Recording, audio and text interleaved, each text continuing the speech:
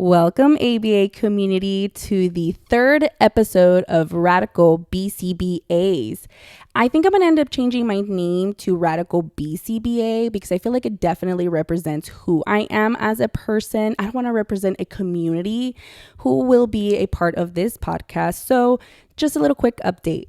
Anyways, I am excited because I am going to be introducing the very first guest on this podcast. Hi, my name is Yadi. I'm Michelle's fiance. How are you guys? How are you guys? Well, I'm excited because I promised her that she was going to be my very first guest on my podcast, and this is it. She practices occupational therapy for how long now? 5 years, actually. Wow, that's crazy. Time has flown. So also excuse my speech as well. So I also have ADHD and dyslexia. So our thought process is so different. And my sequencing and the way I talk sometimes, I totally misspell everything all the time. So yeah, most definitely. And I think that's something that I've shared on this podcast many times before. And I'm happy that you're sharing that as well, because we are neurodivergent. And those are the peoples we're trying to, those are the people that we're trying to kind of like, come on over. It's safe over here. So first, to kick stuff off, I kind of want to talk a little bit about what your favorite part about being an OT is. Honestly, my favorite part about being an occupational therapist is just seeing the progress. And you're working really hard with them, and you're working, and it looks like play to anybody. Kids don't want to sit there and put on their t-shirt. Like, that's already aversive as it is. Like, so let's make it fun. Let's make it engaging. And then all of a sudden, mom one day is like, hey, let's put on your t-shirt, and they're doing it by themselves. Guess what? Because those skills were being learned through play. So that's my favorite part, honestly. I love how you said through play, because I think in OT they teach us that kids' occupation is play, which is very different than adults' occupation and the things that we're going to target with the adult population. And I think that's important for even in the ABA community to understand is through communication, through learning through communication and learning through, any other skill to become independent, it's going to be through play. And I also realized too, like, when I started to learn how to do podcasts and teach other people and tutor, I realized, well, why don't I make it fun? Why don't I make it kind of like something enjoyable, like children, they have fun, they're playing. And I realized a lot of the feedback I'm receiving is kind of like, yeah, like that was fun. It was entertaining. Like my attention's there. I want to study. What do you think it is that gets that progress there? It's the therapist and how you approach a child, because if you go in, even if you're new, it's all about having this confidence in knowing your skill set. And just, even if you're not comfortable, let's say you're not comfortable with feeding, for example, and you have feeding goals and you cannot do it because you don't have either the continuing education for it or whatever it is, just have that confidence, like research it, like educate yourself about it, because the more comfortable you are, the more knowledgeable you are, the more comfortable you're going to be like executing these kinds of things. I also think it's really important that you do choose a place that is going to teach you these skills or guide you on where to go, because we actually met at a clinic together.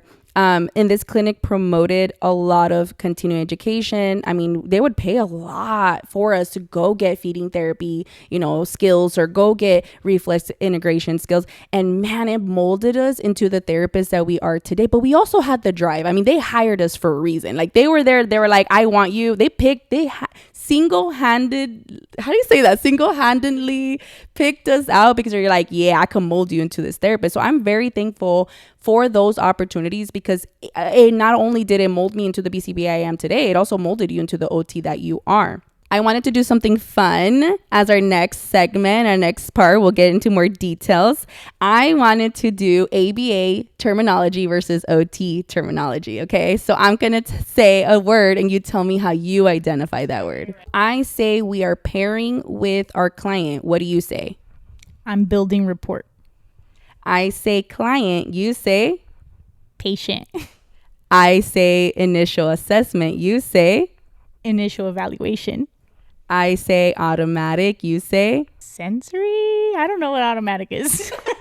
So automatic basically just means that it's automatically, they're receiving automatically like a sensation, something that feels good to them, something that they're trying to get rid of. It's like, it honestly is through our senses if you do think about it. That's the way I interpret it because of my OT background. But I want to get into like the 4 functions of ABA so you can kind of have an idea. We haven't dived deep into that. Like she knows and has learned a lot in ABA. But first, before we get into the functions, I want to ask you, what is one thing that you have learned through me going to school that you like from ABA? Oh man, there's a lot. Honestly, just finding your MO. I love it. I love it. No, for real. Finding the MO, right? Because what happens, sometimes kids don't want to respond. You could be like, come on, dude, come on. And you know they know how to do it, right? You know they know how to do it. But they're like, nah, I don't want to do it today. Then you got to find that MO. You got to find that. Or they're satiated, meaning they're satisfied, meaning that has no value anymore. Go find something else, right? Let's go over the 4 functions. And I feel like maybe you've heard this before, but I'm going to repeat it to you and maybe we can get a connection. So when we try to find the function of a behavior, it means that it's tied to something. What is the function? Why is that behavior occurring? Okay. And there's only 4. Apparently there's 5 now, but I'm going to give you the 4. Yeah. I'll talk about the 5th one right now. So the function of the behavior could be attention, access to a tangible or access to anything, escaping, and automatic, which is, again, if you can rule everything out, a lot of times it's like they're just doing it for themselves. It's like something for their feeling, something that they like. It could be a lot of stimming. It could be a lot of like scratching. You know how sometimes there's instances where they scratch and, you know, they're harming their skin or whatever. It could just be like a sensation that they like. They also said that there's a 5th one, which is control, which apparently it's all of them, which I believe. Have you ever seen in situations where they're like escaping, right? You place the shoelace thing, the shoe, whatever it's called, to practice shoe tying. All of a sudden they're just like running away. And then that's escaping. They're escaping that task because it's hard. But then all of a sudden they're over here being all funny, like also trying to access that attention while they're escaping. So sometimes you can have both. Okay. So for now on, when you see your clients, start to observe them and be like, okay. And if you continuously observe them, you're going to realize, oh, I think I know the function of the behavior. I mean, it's more than that, but it's just an idea of that. How do you feel understanding the way behavior works has changed the way you approach OT? It's cool because it helps me with my tools, like my tools as an occupational therapist to better help and support them. Let's say I'm not in an ABA clinic where I have a RBT or a BCBA right at my like disposal. You know what I mean? Like where they can just come help me with their behavior. Let's say it's just me at their home.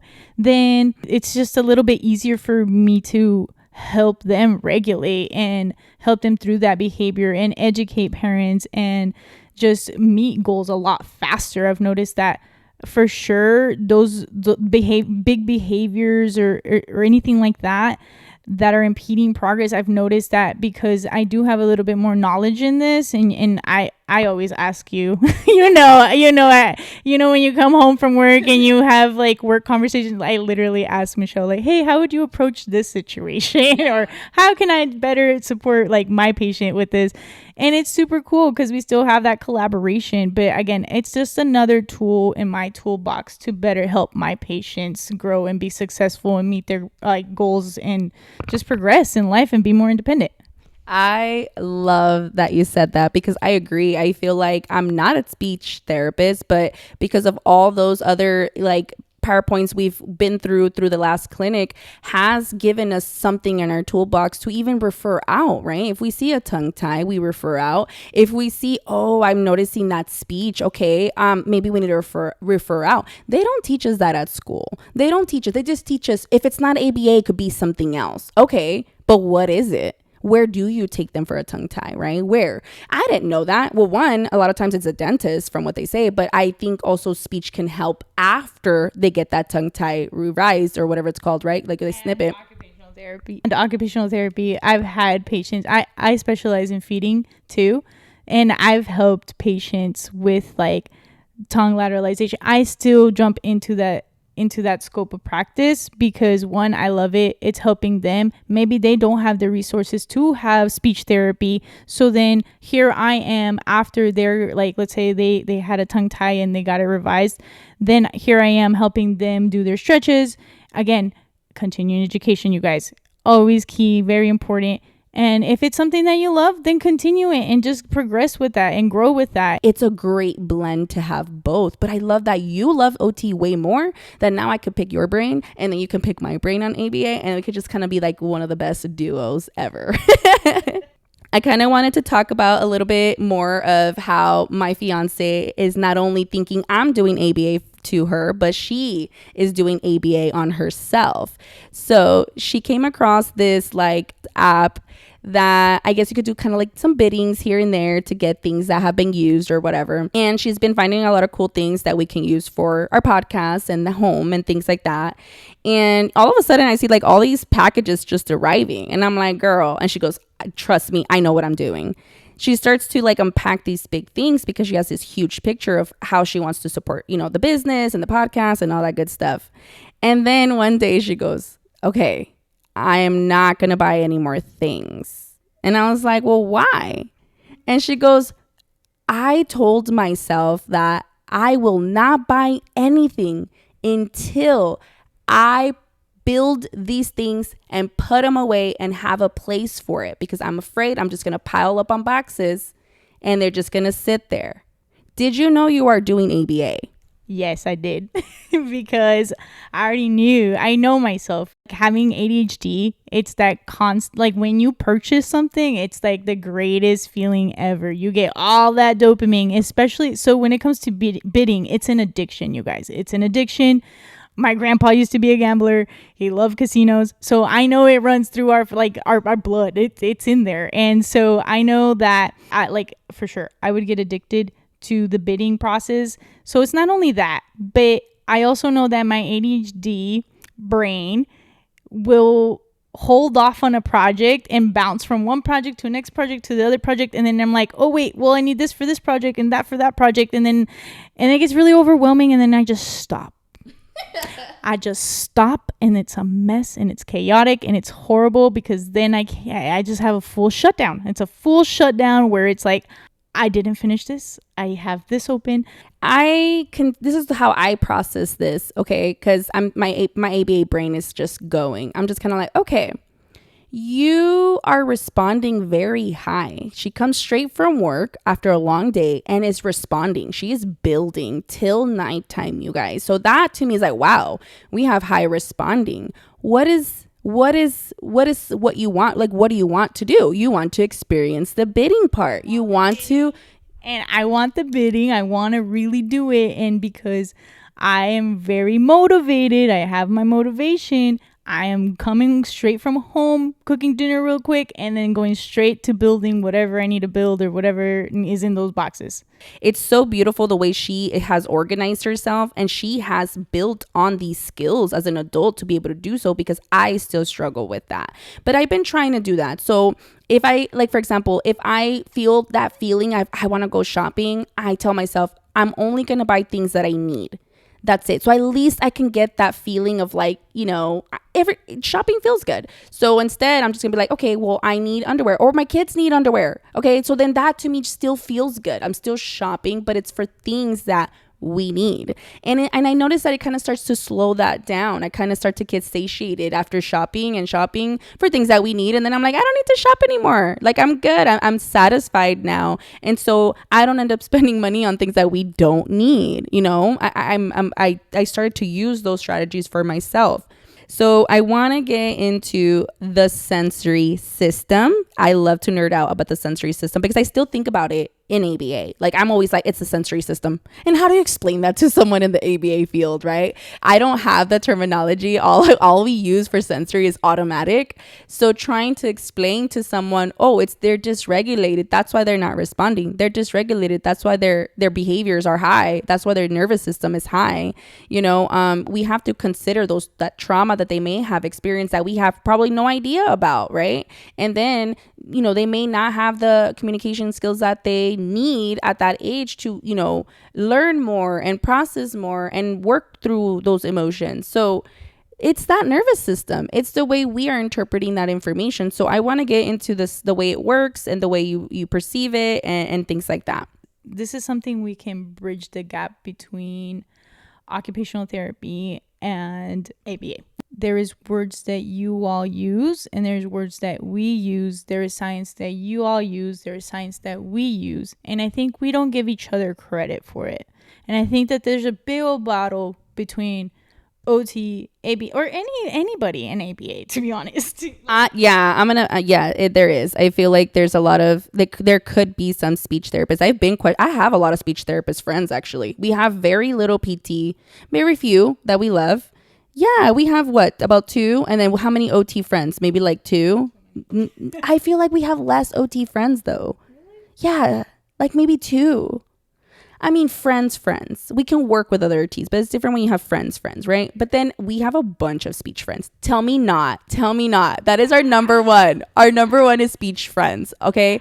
So I love that because they've questioned me and they're like, okay, well, what do you think about this? And I'll be like, give it to me. I want to brainstorm together because I'm a great practitioner, right? Whatever I've practiced before, I'm a great practitioner.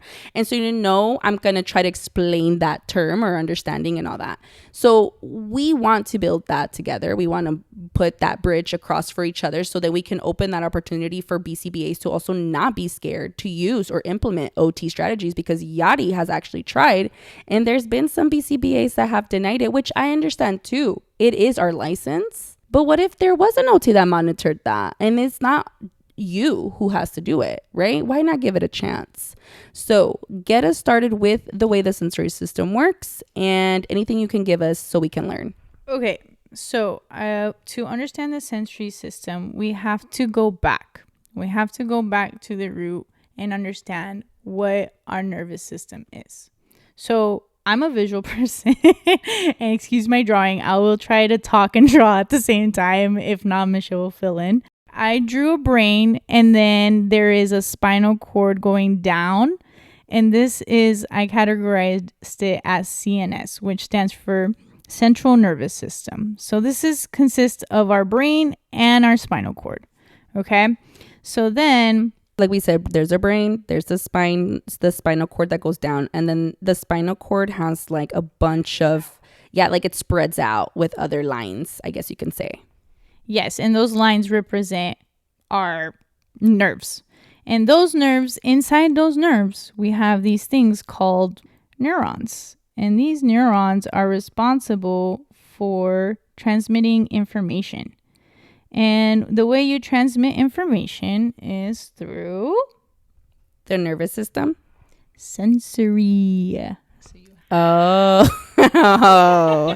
This is where the science comes in. So yes, the way we are transmitting that information is through our sensory system. So then our sensory system, it consists of...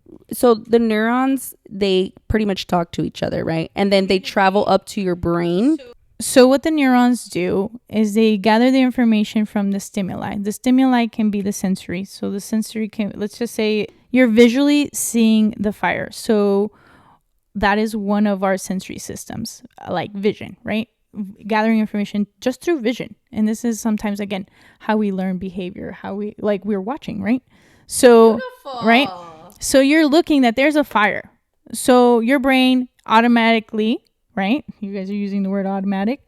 So they're using that visual sensory system to see this fire, right? So now our neurons are interpreting like, okay, there's a fire. So they gather that information. Those neurons are firing real quick up through our nerves, up to our brain, saying, hey, so the brain is the control system. The brain's like, okay, we have to move these muscles so we can get the heck out of here, right? So that's where our how both of that peripheral nervous system and the central nervous system work together. So you're gathering that information through the PNS system. It's shooting up, and it's going to our central nervous system like, hey, let's do something about it. And that's when our brain quickly thinks, okay, let's get the heck out of here. So we run away. That's where we start to say the words fight or flight, or in your case, elope, or, things of that sort. But I love that. Hold on, I'm going to pause you right there. I love that because when I see kids eloping or escaping, that nervous system is firing. Like I could see them firing. So guess what's happening? Their body is interpreting information wrong, right? Their nervous system is firing in the wrong time. There's no reason to fight or flight in that instance, like fire. Well, that is where, again, let's say, give me an example as to why they would be eloping. Because it's something hard. Okay. So they're interpreting this specific activity, whatever you guys are working on, as danger. Their brain is interpreting that as danger because it's hard, right? So they're eloping. And so we have a miscommunication right there. Or maybe it's hard because fine motor wise, I can't do it. Now I'm looking at this like it's danger. And so we're going into fight or flight. And I also feel like there's no other replacement behavior for communication sometimes, right? Sometimes they can't say, oh, it's too hard. Can you help me? Right? So that's why communication is so important, and that replacement behavior is so important, and to teach them it's okay if you're scared of it. It's okay if it's new. It's okay if you're not familiar with it, right? But you can just let me know, communicate that with me, because you eloping is seen so different in the ABA side. We're just kind of like, they're just eloping. Let's work on how we can not get them to elope. And a lot of times those replacement behaviors have taught that nervous system to chill out and respond differently. So we have visual. That is one that she described. We also have auditory. We still process information through our ears, what we're hearing. It's important. We have to survive this way, you guys. Through our senses is how we survive and interpret the world. We also have gustatory, which is our taste. We have olfactory, which is our smell. We have tactile, which is what we feel through our skin and through our body. And those are like the main ones. And then we have proprioceptive input, which is where our bones are coming together. Like there's like this squishy thing in between those bones, and we're going to squeeze those bones together, and then they're going to pull apart. Vestibular, the best way I can describe vestibular system and what it's responsible for. So we have, as Michelle had mentioned, we have this fluid in our ears that travel through these 3 ear canals. And so it's attached. So these 3 ear canals obviously are inside our ear, and our ears are attached to our head. So the way that you position your head and you move reflects on the way that fluid is moving through those canals. So sometimes what it looks like for kiddos, because I'm in pediatrics, I know this like religiously. So you'll see kiddos just running back and forth, back and forth, back and forth.